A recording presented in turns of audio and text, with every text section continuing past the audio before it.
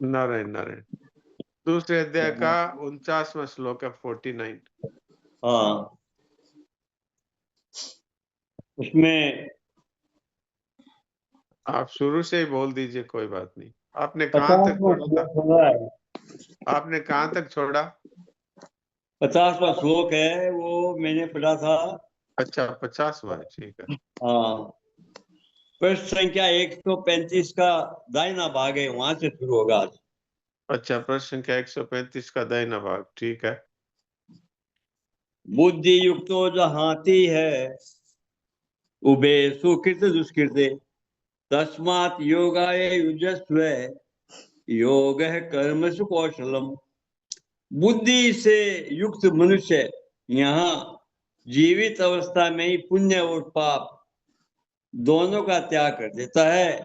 अतः तू योग में लग जा, क्योंकि कर्मों में योग ही कुशलता है। हाँ, ये बात पहले चली थी कि कर्मों में योग ही कुशलता है। ऐसा नहीं है इसका अर्थ कि कर्मों में कुशलता ही योग है। अगर हाँ, कुशलता ही योग होवे तो जो चोरी करता है कुशलता पूर्वक, वो योगी हो जाएगा। तो इसलिए कर्मों को अच्छी तरह से करता है या कुशलता पूर्वक करता है तो वो योगी नहीं है। यदि कर्मों में उसके होने में, उसके सफल होने में, असफल होने में, दोनों में यदि समान भाव रखता है तो वो योगी है। समता रखता है वो योगी है। और समता कौन रख सकता है? कि जो बिना फल की इच्छा के सबके हित के लिए कर्म कर रहा है, वो ही समता रख सकता है। जिसको फल की चाहना है वो तो समता रख नहीं सकता। मान लो कोई व्यापार कर रहा है और उसको रुपया चाहिए, मेरे तो मुनाफा ही होना चाहिए। अब उसके घाटा हो गया तो वो तो रोने लग जाएगा। और कई कई लोग तो आत्महत्या कर लेते हैं कि हमारा तो व्यापार फेल हो गया। तो इसलिए सम कौन रह सकता है? कि जो केवल दूसरों के हित के लिए करता है, वो सम रह सकता है। तो इसलिए कर्मों में समता अर्थात योग है, वही कुशलता है। जी, पढ़िए। अतः योग कर्म से कौशलम से शुरू करते हैं। योगा कर्म सुकौशलम, ठीक है। हाँ, 135 पृष्ठ पर 135 पर, ठीक है। बाएं तरफ तीसरा पैराग्राफ। जी। योग है कर्म सु कौशलम।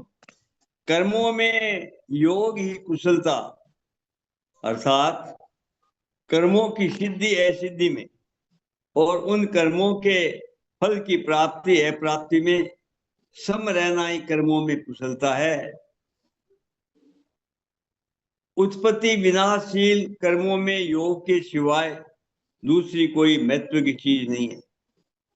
हाँ हाँ, ये जो अभी अपने बात हुई वही बात इसमें कही गई है। कर्मों में दो तरह की बात होती है। एक तो कर्म है उसकी सिद्धि और असिद्धि, और एक है फल की सिद्धि और असिद्धि। तो कर्म की सिद्धि और असिद्धि क्या है? कि जैसे मान लीजिए कि हमने कोई खेती का कार्य शुरू किया और जोर से आंधी आ गई, तो उस आंधी में जो कुछ भी हमने उसमें बोया था वो पूरा का पूरा उड़ गया। अथवा हमने खेती की, जब बीज में अंकुर आए उसी समय में इतना तेज धूप हुई और बरसात हुई नहीं, तो वो सारे के सारे जल गए। तो ये कर्म करने में असिद्धि हो गई। अब रही बात की फल में सिद्धि।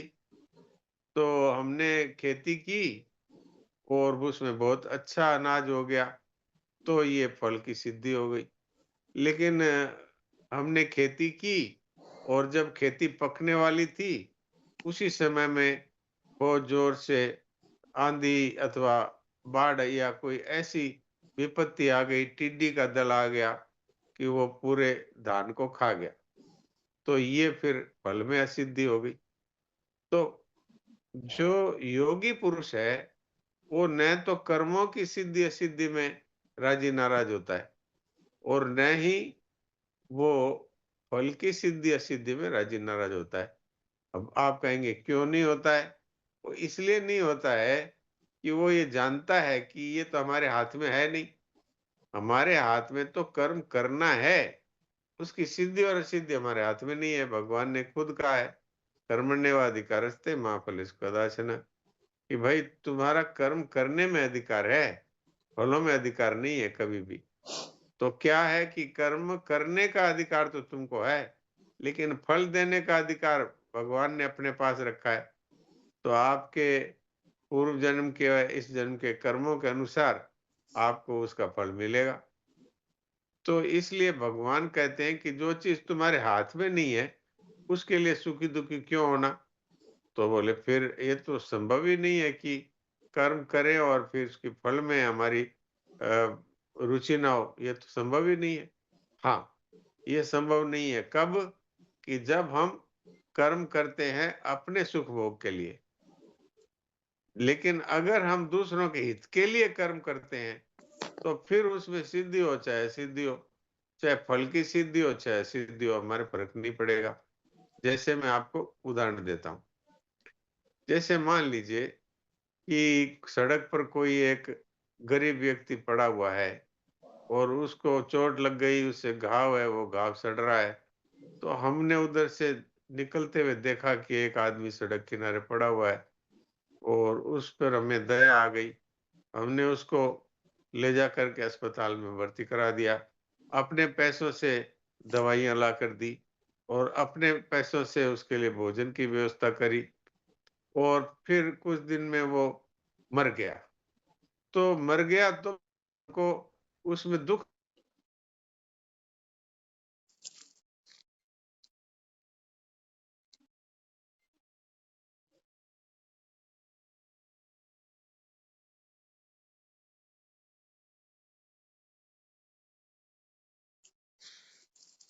हॉस्पिटल में भर्ती कराने की व्यवस्था कर दी, अपने पास से खर्चा कर दिया।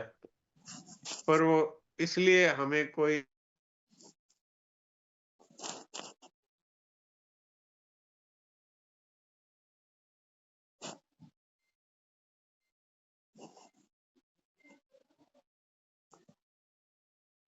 रोगी होना चाहते हैं, तो घर से ही, लेकिन किसी से कुछ न चाहें। हम बच्चों को बड़ा करते हैं, ये आशा रखते हैं कि ये हमारे को बुढ़ापे में सहारा देंगे। तो इसलिए हमको उनके पालन-पोषण का कोई पुण्य नहीं होता। क्यों पुण्य नहीं होता? कि हमने सेवा की दृष्टि से उनका पालन-पोषण किया ही नहीं। हमने तो अपने स्वार्थ के लिए ही उनको पढ़ाया, अपने स्वार्थ के लिए ही उनके लिए सब कुछ किया और अगर हमारा स्वार्थ सिद्ध नहीं हुआ, तो हम दुखी होते हैं कि देखो बच्चे को हमने इतना पढ़ाया-लिखाया और इसकी सारी व्यवस्था की और आज ये हमारी सेवा नहीं कर रहा है। तो सुखी-दुखी कौन होगा? कि जो स्वार्थ के लिए और किसी का कार्य कर रहा है, वो दुखी होगा। लेकिन जो निस्वार्थ भाव से सेवा कर रहा है, वो इसलिए कर ही नहीं रहा कि ये मेरी सेवा करेंगे। वो करें तो उनकी मर्ज़ी है, नहीं करें तो उनकी मर्ज़ी है। हमारा तो कर्तव्य है कि हम बच्चों का ठीक प्रकार से पालन-पोषण करें, उनको शिक्षा दें, उनकी सारी व्यवस्था कर दें और फिर उसके बाद में इस बात का कोई विचार नहीं कि ये मेरी सेवा करेगा कि नहीं करेगा, कोई बात नहीं। अपना तो कर्तव्य की दृष्टि से उसके साथ और जो उचित था, वो हमने कर दिया। तो ये जो अगर हम करेंगे तो हम समता में स्थित रह पाएँगे और तभी हमारी योगी संज्ञा होगी। अर्थात कर्मों में कुशलता क्या है? भगवान ने भी अर्जुन को ये कहा, सुख दुःखे समे कृत्वा लाभालाभो जयाजयो ततो युद्धाय युज्यस्व नैवं पापमवाप्स्यसि।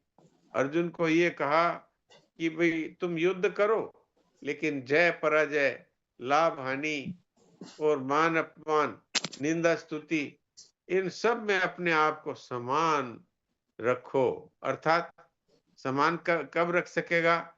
कि जब वो अपने स्वार्थ के लिए युद्ध नहीं करेगा।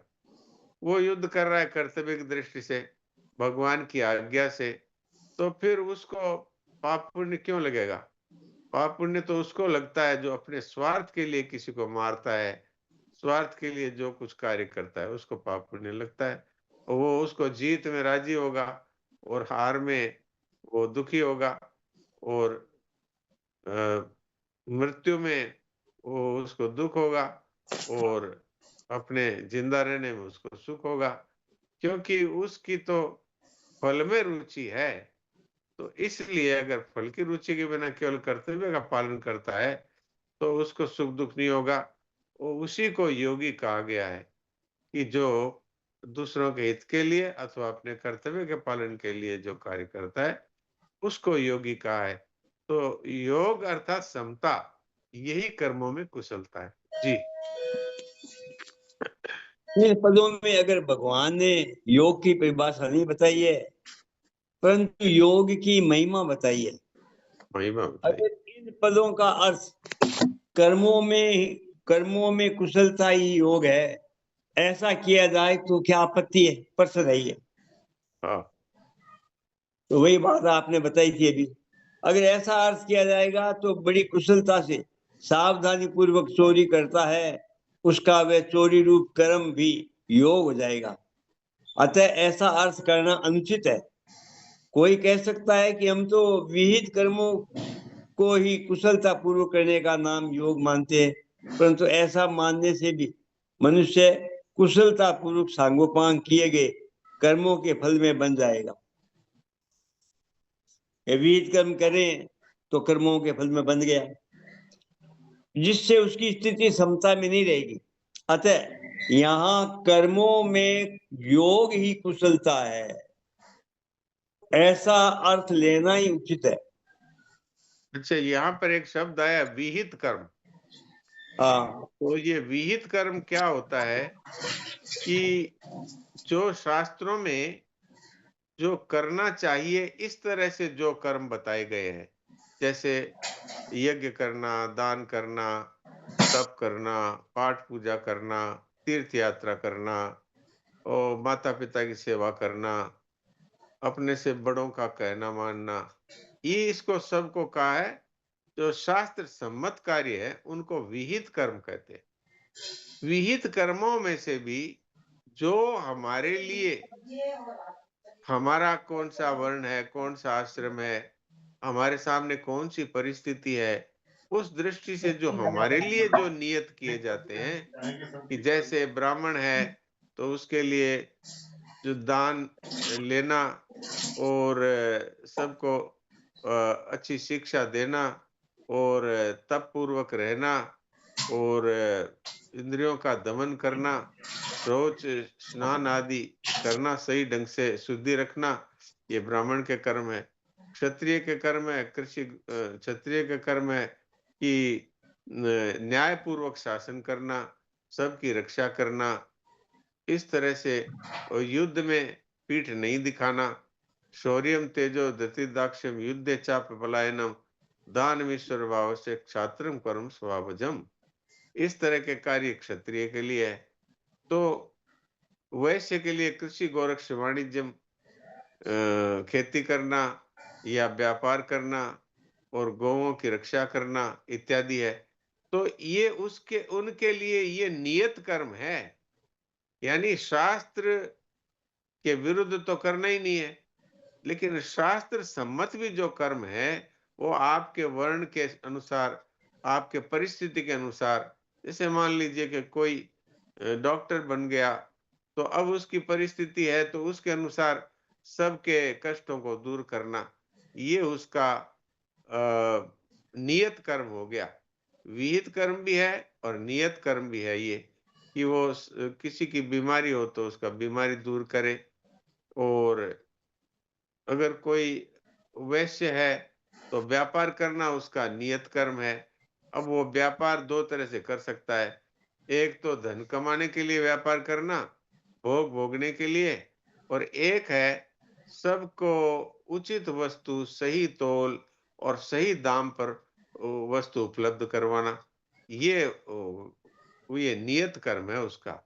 तो विहित कर्म भी और नियत कर्म भी दोनों ही करने चाहिए, बिना किसी फल की इच्छा के, अर्थात बिना कामना के। लेकिन अगर कामना पूर्वक विहित कर्म भी करेंगे, नियत कर्म भी करेंगे, तो बंधन कारक हो जाएंगे। बंधन कारक कैसे होगा? ये वो हमारे हाथ में नहीं है। कर्म करना तो हमारे हाथ में है, लेकिन उसके फल की सिद्धि असिद्धि, कर्म की सिद्धि असिद्धि, ये तो हमारे हाथ में नहीं है। तो फिर हमारे दुख होगा। अगर असिद्धि हो गई तो दुख होगा, अगर सिद्धि हो गई तो भूल जाएंगे। तो इसलिए भगवान कहते हैं कि चाहे विहित कर्म हो, चाहे नियत कर्म हो, बिना स्वार्थ के करना, बिना कामना के करना, केवल सबके हित की दृष्टि से करना, ये अगर करेगा तो वो योगी है, वो बंधेगा नहीं। जी। हाँ, अतः यहाँ कर्मों में योग ही कुशलता है, ऐसा अर्थ लेना ही उचित है। कारण कि कर्मों को करते हुए जिसके अंतःकरण में समता रहती है, वह कर्म और उसके फल में नहीं बंधेगा। इसीलिए उत्पत्ति विनाशशील कर्मों को करते हुए सम रहना ही कुशलता है, बुद्धिमानी है। दूसरी बात, हाँ, पीछे के 2 श्लोकों में था, इस श्लोक के पूर्वार्ध में भी योग यानी कि समता का ही प्रसंग है, कुशलता का प्रसंग ही नहीं है। कर्मों में योग ही कुशलता है, यानी कि कर्मों में समता ही कुशलता है। ये अर्थ लेना प्रसंग के अनुसार युक्ति युक्त है। हाँ, हाँ, कई दूसरी टीकाओं में कोई-कोई विद्वानों ने ये अर्थ लिया है कि कर्मों में कुशलता ही योग है। हाँ।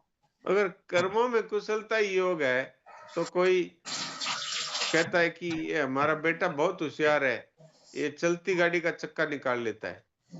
तो कहने का मतलब है कि झूठ, कपट, चोरी, बेईमानी करके भी ये पैसा कमा लेता है। तो हम्म। फिर उसको योगी कहना पड़ेगा। अगर इतना कुशलतापूर्वक वो चोरी करता है, इतना कुशलतापूर्वक झूठ बोलता है, इतना कुशलतापूर्वक दूसरे का हक छीन लेता है कि अगले को पता ही नहीं लगने देता, तो फिर उसको योगी मानना पड़ेगा। इसलिए कर्मों में कुशलता योग नहीं है।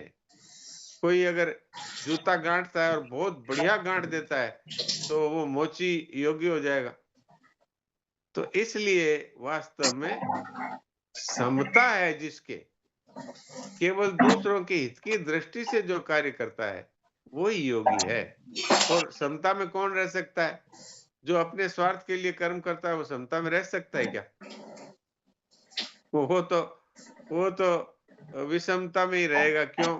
कि अगर उसके मन के हिसाब से फल नहीं मिला, तो वो तो भगवान को भी गाली दे देगा कि ऐसे ही है भगवान, भगवान कुछ होता ही नहीं है। मैंने इतना मेहनत करके व्यापार किया और मेरे घाटा लगा दिया। तो वो काले कर्म ईश्वरी मिथ्या दोष लगाए। अब उसको ये पता नहीं है कि तेरे हाथ में सिर्फ व्यापार करना है, उसके नफा और नुकसान तेरे हाथ में नहीं है। तो अगर इस बात का किसी को ज्ञान हो, तो वो केवल सबके हित की दृष्टि से कार्य करेगा और बदले में जो मिलना है वो तो मिलेगा ही।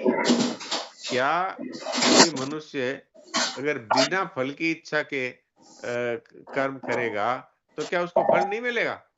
मान लीजिए कि कोई किसान है, वो फल की इच्छा नहीं रखते हुए केवल कर्तव्य की दृष्टि से खेती कर रहा है, तो क्या उसके खेत में अन्न होगा नहीं? होगा तो उतना ही, जितना उसके भाग्य में है वो तो ज़रूर होगा, लेकिन वो सुखी-दुखी नहीं होगा। वो ये कहेगा भई अपना कर्तव्य था इसलिए हमने खेती की, अब जितना मिलना था उतना मिल गया। अब वो दुखी सुखी नहीं होगा, लेकिन जो फल की इच्छा से करेगा वो सुखी दुखी होगा।